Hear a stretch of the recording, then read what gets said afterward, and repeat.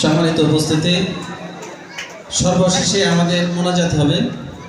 আমি একটা কথা বলবো, সেটা হচ্ছে তোমরা যে সুন্দর লাইট দিয়ে তোমার এই মানে রুমটা সুন্দর করে সাজিয়েছো, আমি বিশ্বাস করি তোমরা তোমাদের জীবনটাকেও চেষ্টা করলে আরো সুন্দর করে সাজাতে পারবে।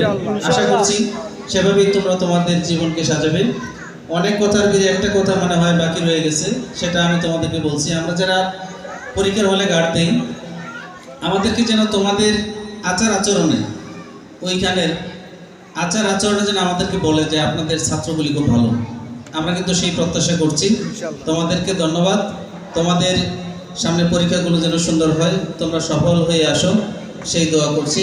এ পর্যায়ে আমাদের এখানে আজকের এই আলোচনা দোয়া মাহফিলের দোয়া পরিচালনা করবেন আমাদের অত্র প্রতিষ্ঠানের সম্মানিত সহকারী অধ্যাপক, বিশিষ্ট আলোচক জনাব মাওলানা মুতালিব হোসেন বরকতি সাহেব।